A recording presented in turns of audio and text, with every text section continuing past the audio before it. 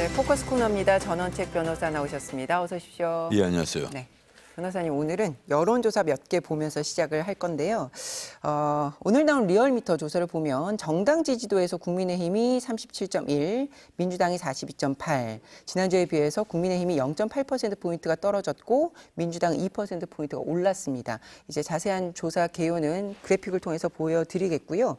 자, 국민의힘의 소폭 하락과 민주당의 상승세는 어떤 요인들이 작용했다고 보세요?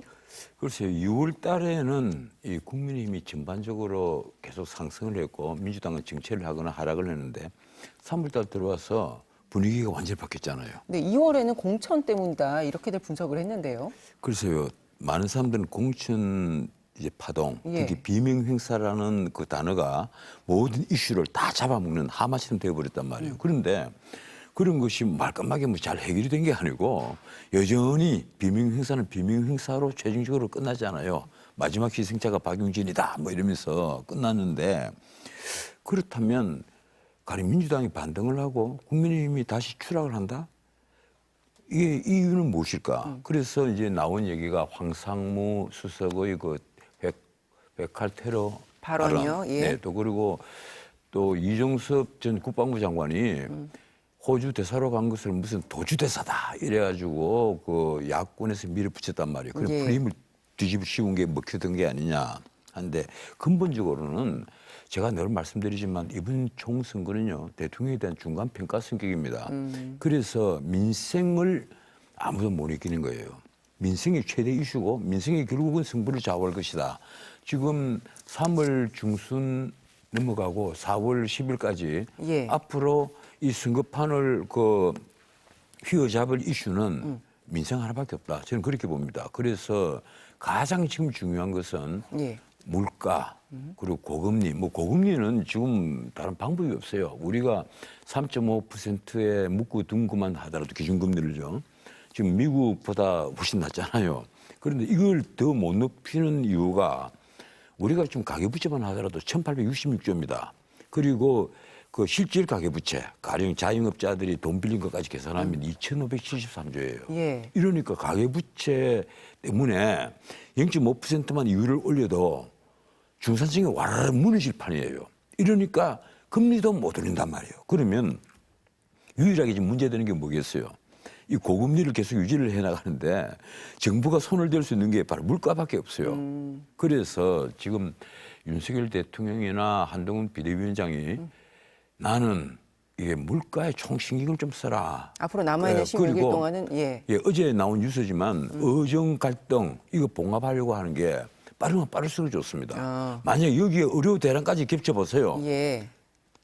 아마 그러면요 21대 총선보다 더 큰 참패를 할 수도 있습니다. 그래서 내 생각은 윤 대통령이 민생에 대해서 민생 토론을 전국에 다니면서 하잖아요. 예. 근데 거기 나오는 얘기는 아주 장기적인 비전입니다. 여기는 뭐 엄청난 아우토반 같은 걸 만들고 여기는 뭘 만들고 계속 이런 얘기란 말이에요. 네. 앞으로 10년, 20년 뒤에 벌어질 엄청난 예산을 투입해야 될 그리고 윤석열 정부에서 다 할 수 없는 일들 앞으로 몇 대에 걸쳐서 그 다른 정부가 해야 될 일을 이제 포괄적으로 그 얘기를 한 건데 그것보다는 국민들은 피부에 와닿는 걸 얘기하는 거예요. 즉각적으로 느낄 수 있는 체감할 수 있는 어떤 그렇죠. 물가 정책이 나와야 된다는 그 아주 말씀이세요? 대표적으로 윤 대통령이 물가를 잘 모르고 있다. 국민들이 느낀 게 바로 대파 한 달에 875원. 그걸 하나로 마트에 가서 하나로 그거 마트에 어떻게 보셨어요, 진짜? 그러니까 그게 사실은 앞뒤 맥락이 있긴 합니다. 장에 예. 자주 가세요, 마트에? 전 자주 갑니다. 제가 일주일에 한 2번 가거든요. 예. 그런데 마트에 가다 보면 대파 가격 같은 게요. 그냥 대파 가격만 봐서 안 됩니다. 한 단위 옛날에는 두꺼웠잖아요. 지금은 보세요. 굉장히 얇아져가 있어요. 그래서 단위 가격당 가격을 예. 많이 보게 되죠. 예, 그래서 자꾸 보게 되는데 그리고 유심히 본 사람들은 그리고 특히 위정자들은요. 아, 이거 우리 물가가 이렇게 바뀌고 있다 하는 걸 피부로 실감을 할 건데 대통령께서는 마트에 못 가잖아요. 이러니까 그걸 몰랐을 거예요. 이러니까 하나로 마트 가서 그 내 사정을 저는 이해를 합니다.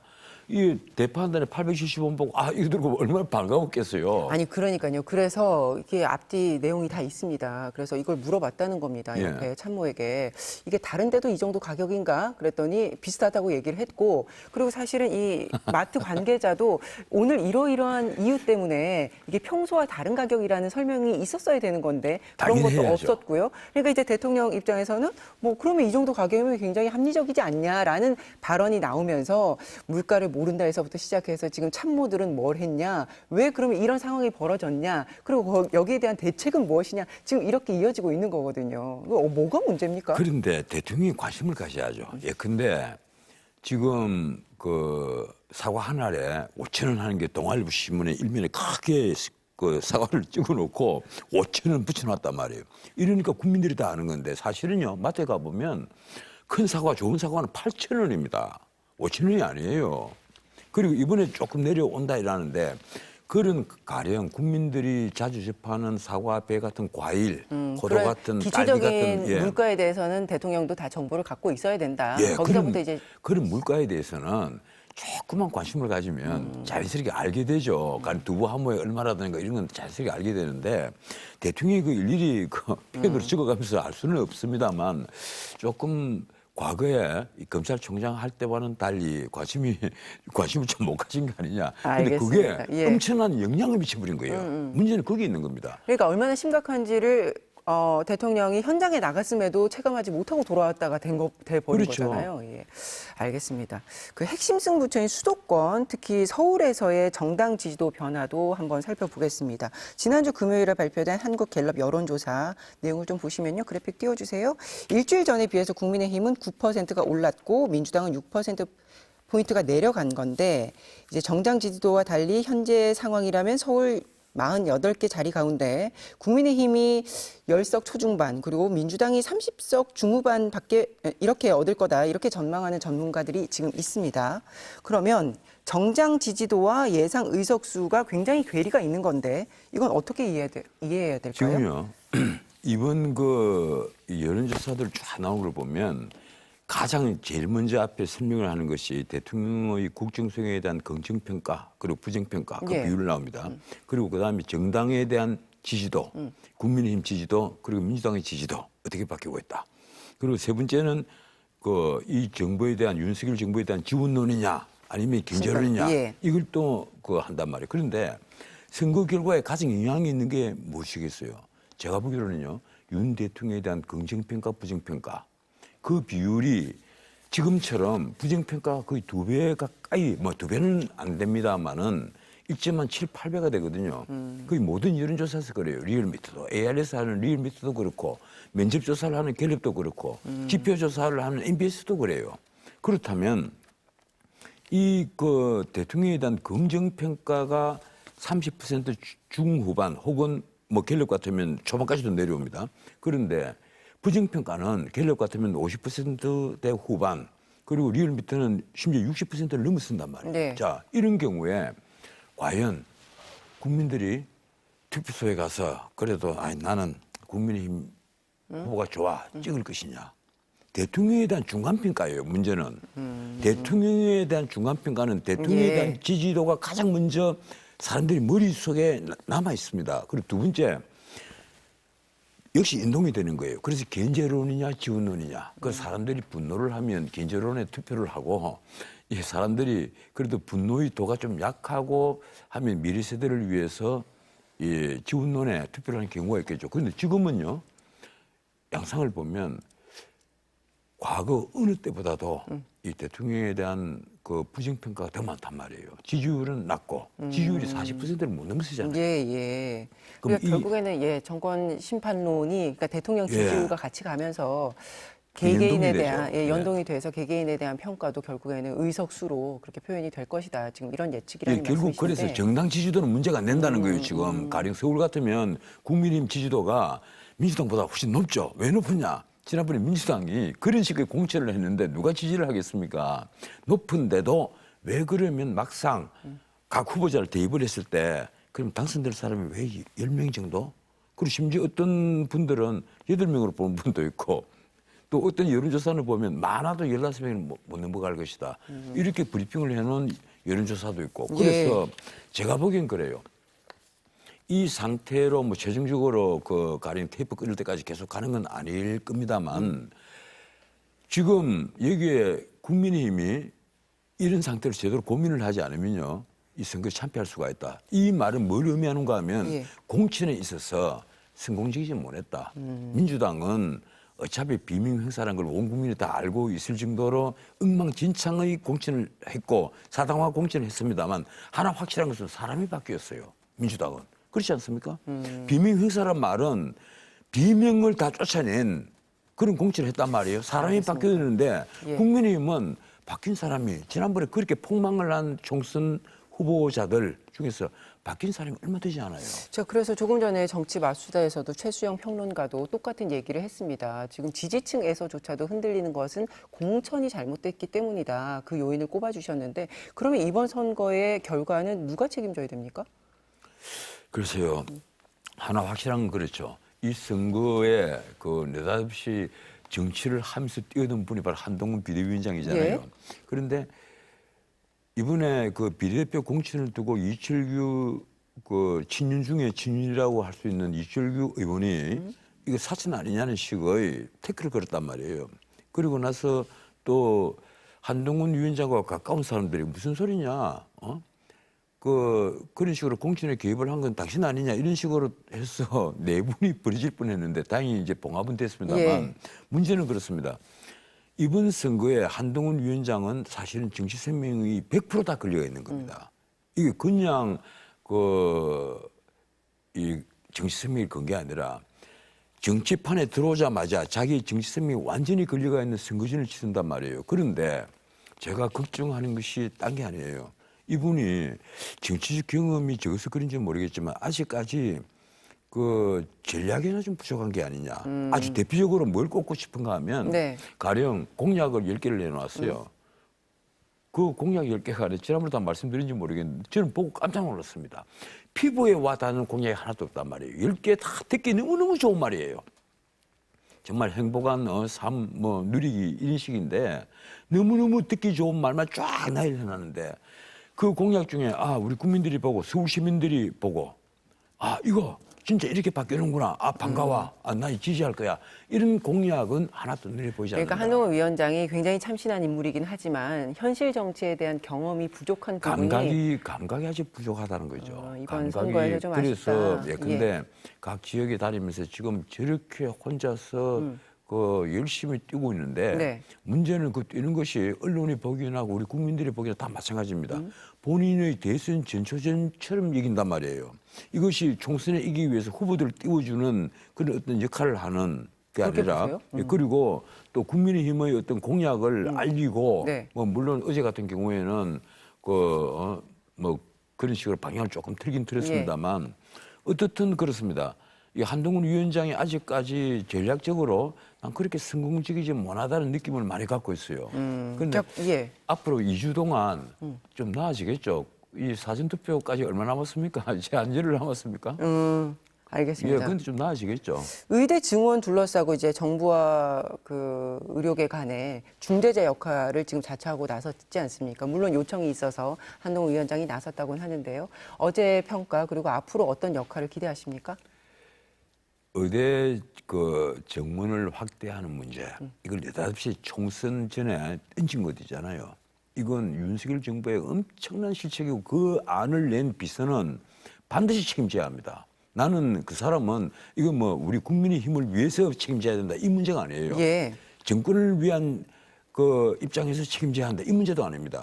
그런 식의 엉터리 정책을 느닷없이 총선 전에 내서 국가 안에 엄청난 이런 분란을 일으키는 이런 작태는요, 그거는 정말 안 됩니다. 나는 정말 깜짝 놀란 게 3,000명에서 2,000명이 늘리는 거. 저도 이게 의대 정원 같은 걸 왜 공부를 옛날에 많이 했는가 하면 영국의 NHS 시스템, 그걸 공부를 하다 보면요, 자연스럽게 사회주의 의료 정책을 공부를 하게 됩니다. 국가가 전부 다 의료를 다 책임지는 시스템이 바로 영국의 NHS 시스템이에요. 내셔널 헬스 서비스 시스템인데 문제는 거기에 나온 자료가 이번에 거의 다 원흉이 된 게 아니냐. 저는 그렇게 봐요. 그러면 이번에 의대 정원 증원하는 이 정부의 정책은 내용적인 부분에 있어서도 그리고 이걸 추진하는 방식에 있어서도 그리고 시점에 있어서도 다 문제가 있다고 아니, 차이가 뭐가 있는가 예. 하면요. 영국에는 어떤 전문 수술을 하는 의사라도 위암 수술을 하면 예를 들면요. 오전에 한 건 오후에 한 건 하면 이튿날 쉽니다. 딱 하루에 두 건 해요. 그걸 그렇게 계획표를 써냅니다. 그런데 우리나라는 빅5 병원뿐 아니라 이 대형 병원에서 위암을 수술하는 분들이 아침부터요. 하루에 7명, 8명 위암 수술을 합니다. 그리고 이틀 수술하고 하루를 회진을 합니다. 그렇게 해서 1년 365일 빽빽하게 정말 자기 희생이에요. 뭐 그분들 밖에 나가면 떼돈을 벌겠죠. 근데 그런 분들이 이번에 예. 이런 의대 정원을 2,000명을 무조건 확대를 한다.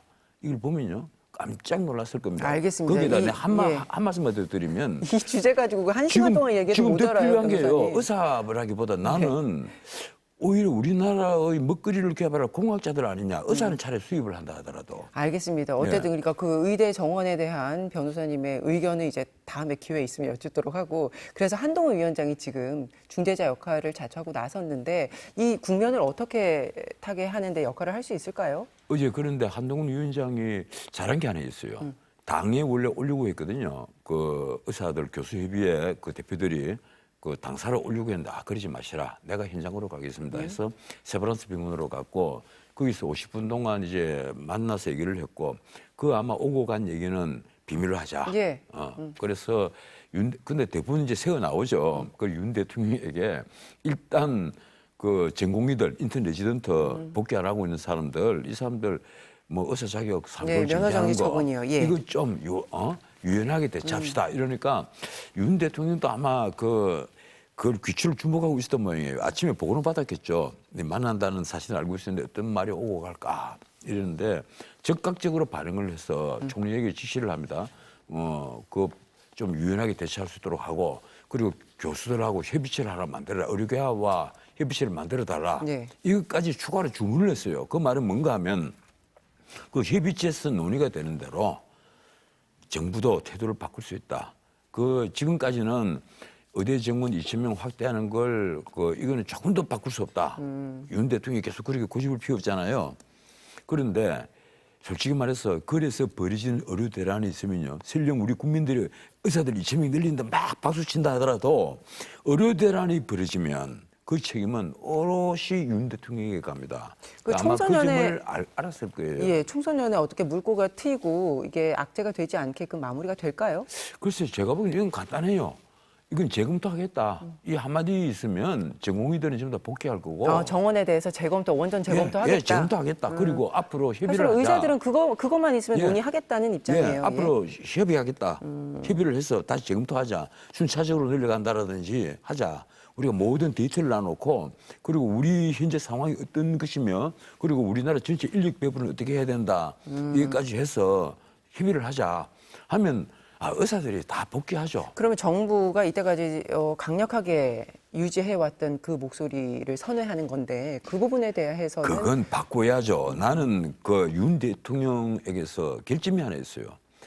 무조건 밀어붙이는 거 다 좋아 보이는 게 있습니다. 가령 정말 싸워야 될 때 밀어붙이는 건 보기는 좋은데 예. 어떤 것은요. 대화를 하고 협의를 해야 될 부분에 무조건 완강하게 보이는 거. 전혀 비집고 들어갈 틈이 안 보이는 것. 그거는요. 절대적으로 마이너스입니다. 이 가령 윤 대통령에 대한 그 갤럽에 대한 부정적 평가 원인을 쭉 보면 1번이 민생 경제잖아요. 그리고 쭉쭉 내려가다 보면 너무 독선적이다, 직설적이다 이런 게 있거든요. 그래서 윤 대통령도 그 말이 뭔가 하면 소통이 안 된다는 얘기예요. 그 과거처럼 도어 스태핑이 그대로 유지가 됐다면 지금 아마 한계를 하셨을 거예요. 그런데 윤 대통령이 어디서 얘기를 들었는지 어느 날 갑자기 슬리프 사건 터지고 나서 도어 스태핑을 중단을 해버렸단 말이에요. 나는 그래서 그 도어 스태핑이 중단된 데는 MBC도 좀 책임이 있지 않느냐. 그렇게 생각을 합니다. 알겠습니다. 거기에 대한 평가는 지금 하지 않도록 하겠습니다. 이종섭 호주 대사 이제 귀국을 했지 예. 않습니까? 이 건이 총선에 영향을 주게 될 거라고 보십니까? 글쎄요. 여기에 대해서 우리 국민들이 이 사건을 제대로 알고 있냐 하는 데 대해서는 나는 조금 부정적입니다. 우리 국민들이 제대로 이 사건을 잘 모르고 있다. 가령 군사법원에 있어서 옛날 그 사건들을 많이 취급해본 사람들은 다 알겠죠. 이 업무상 과실치사가 군에서 뭐 발생할 경우가 많단 말이에요.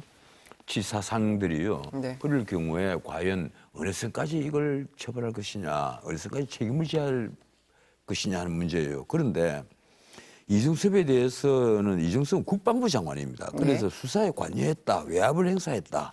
이래가지고 민주당이 고발을 했고 그것이 공수처에서 문제가 된 게 아니에요. 그런데 이번에 막 들어와서 나를 제발 좀 수사를 해달라.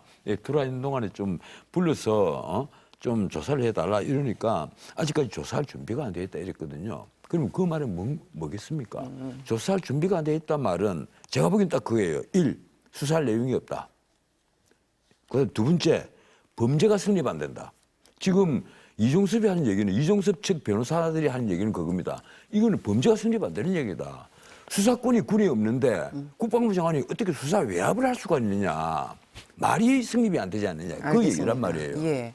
어쨌든 이 정치는 인식의 영역이니까요. 뭐 예. 이 부분에 있어서 사실 여부에 대해서는 지금 바라보고 있는 시각들이 다르니까. 그래, 바로 그 점이에요. 예, 인식의 영역이라는 부분을 감안했을 때 이 총선에는 어떤 영향을 주게 될 것인가. 총선에 있어서 지금 마이너스 영향이 다 있죠. 그러면 이종섭, 거기에 대해서 그다음 어떻게- 황상무, 그뿐입니까? 대파 사건 다 마이너스죠. 이 부분은 어떻게 종교를 짚고 가야 됩니까? 어떻게 해야 됩니까? 글쎄요, 종교를 지으려 해도 지금 이 정부는 종교를 짓고 싶겠죠. 그런데 종교를 지어줍니까 지금? 아니, 그러니까 외국은요, 수사에 있어서의 종결이 공수처가 아니라, 예. 지난 3년 동안 한 게 하나도 없어요. 그러니까 수사에 있어서 종결 여부는 이제 뭐 공수처의 역할일 텐데 그걸 떠나서 이제 인사권자의 어떤 결단이라든지 아니죠. 그런 부분은 이건요. 있을 수 없다고 이건 보십니까? 가령 그 인사권자인 대통령이 뭐 호주 대사를 가지고 해임하라는 얘기입니까? 그건 안 되죠.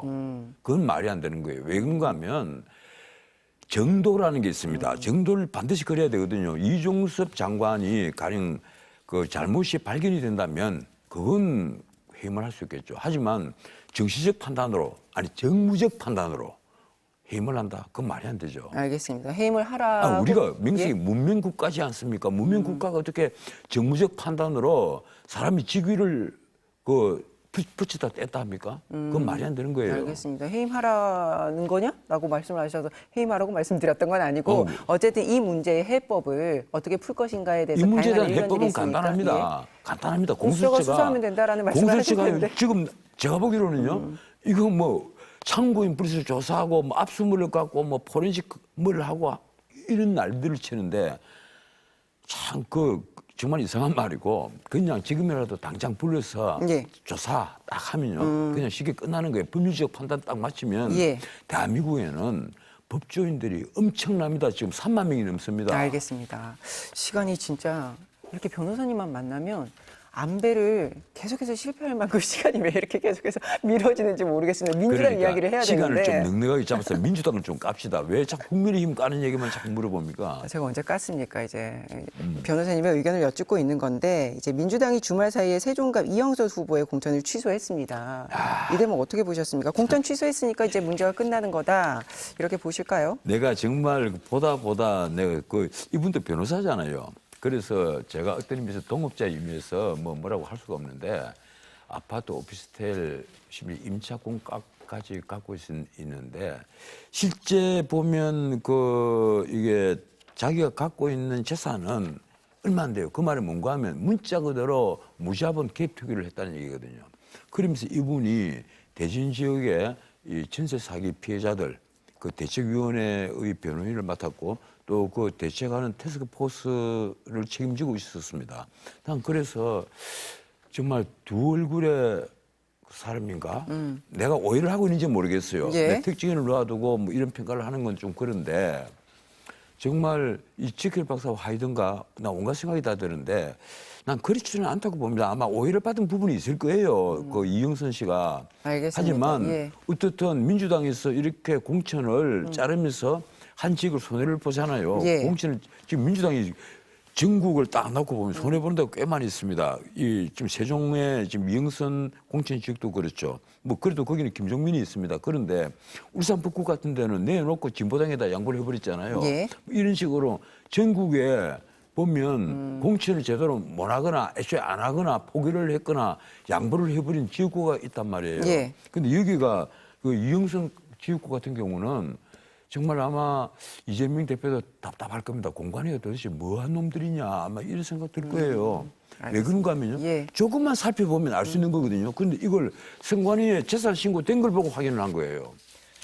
민주당의 도덕성 전체를 의심하게 만든 또 하나의 사건이 되어버렸죠. 알겠습니다. 다음 주에는 민주당부터 이야기를 할게요. 오늘 시간이 예. 다 됐습니다. 시간 다 된 겁니까? 네. 오늘 말씀 고맙습니다. 예, 고맙습니다.